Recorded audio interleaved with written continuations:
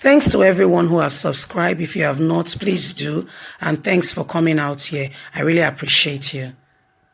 Stop calling yourself Jagabo of Lagos. El-Rufai blast Tinubu after he returned back to Nigeria. Hello, everyone. Hello, everyone. A very warm big thank you to you. We all know the history between El-Rufai and Tinubu. Both of them are the same party, but not best of friends. No, they are not friends at all. And El-Rufai has not been secretive about how he feels, regarding or how he feels about Asiwaju Bola Tinubu. At some point, we reported to you he was in Lagos and himself and Aregbesola are friends. And Aregbesola and Tinubu are friends, but Tinubu and El-Rufai are not friends. So they have a common friend, Aregbesola. So Aregbesola was having this event and all that, and Tinubu and El-Rufai was there and he said, let me tell you something. I know what to do to stop this godfatherism in Lagos. I mean, it was that harsh, that brash of a statement to let Tinubu know that I'm not your friend. Okay, don't patronize me. He said, you know what? 4 years before election, I will go into the rook and crannies of Lagos State, start relating with area boys and all and what have you, start discussing with them and getting them to become comfortable with me. This is El-Rufai talking, and we presented you that news. You can refer to our videos and go scroll down. It's quite a while and hear for yourself. And he said, "Listen, I will if I really mean it, I will dislodge godfatherism in Lagos State. All I need to do is to strategize, and I will start working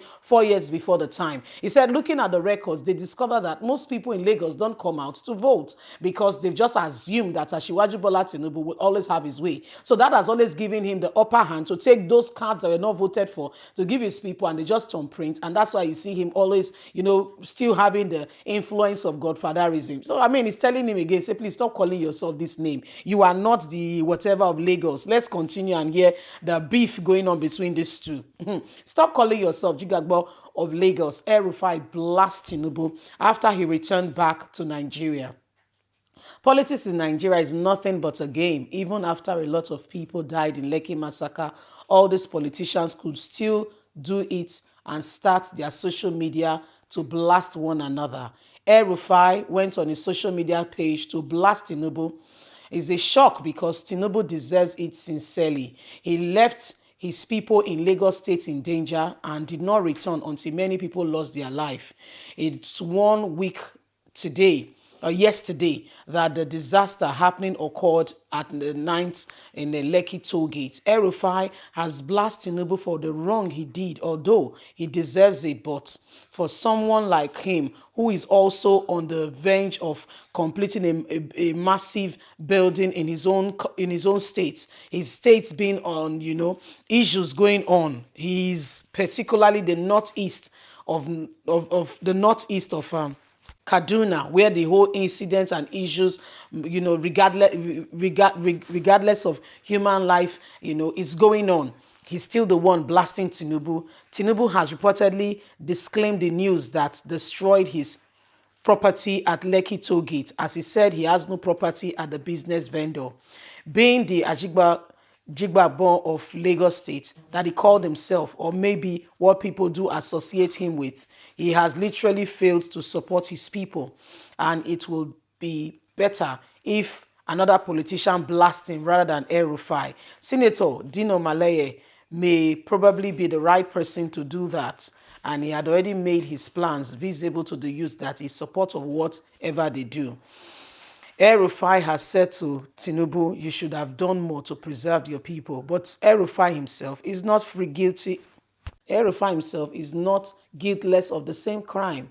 What is going on in his state, he has not sorted himself out. So, I mean, it's like the pot calling the kettle black. That's what is actually going here. So, I mean, El-Rufai has told Tinubu, stop calling yourself this Ajigbabo's name. Stop calling yourself that name. But El-Rufai himself is not a saint.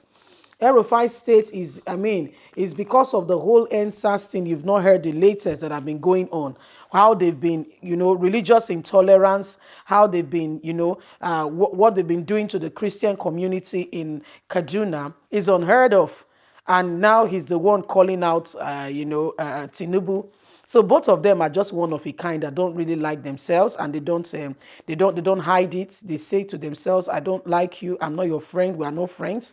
Although same party, and it's surprising, you see, that Nigerian politicians have gone onto social media, continue with life as though nothing happened. This is quite unimaginable, that some people have no regard of life and they have continued on their tour, we know, and like nothing happened. But the truth of the matter is, how we can effectively manage and bring a change to Nigeria is for us to rise up, is for us to be true to what is going on. We cannot just sit back and allow APC and PDP to continue to rule. No, enough is enough.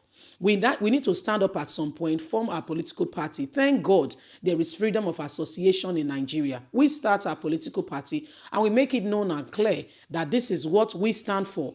And the youths, anybody that stands with APC or PDP, apart from Desmond Elliott, that one has already shown that money is what drives him, and it's a shame, honestly, big shame. Desmond Elliott has shown to the world. Apart from him, and a few likes like him that we may not know now, you see, let's all stand together. Pick up leaders who are not greedy. Because the truth of the matter, let's balance the equation here. There are some youth worse than even the present government in administration right now. There are some youths who are only just looking for the opportunity to get there. And when they get there, the descending on the national cake will be worse than these thieves are doing right now. But what are we saying? We need a balance. In the midst of all that, there are genuinely true concerned people who want Nigeria to move forward. There are true youths who are actually gifted in administration, who are sincerely, who have the characteristics, the character of being true and reliable leaders that will be able to drive change, effect management, and ensure that Nigeria moves forward. That will be able to bring about new innovatives. We are able to bring about, constructive ways of doing things and administering administration, so much so that there is accountability. And if any project is being given, there are people to oversee to make sure that these projects are done as they should. These projects are carried out, and at the end of the day, there is someone there are whistleblowers and they are safe. They don't feel threatened. They are not kidnapped because they say the truth. So we need a balance. As much as there are people who are thieves, who wants this nation to be jeopardized, there are also people who are honest, and so we need to get the balance and get this right people into government. We need to get the balance and get this right people into our space so that we can move forward. We cannot continue like this and expect a change. No, it's not going to happen. We need this proper, correct mindset individuals. Leave us a comment.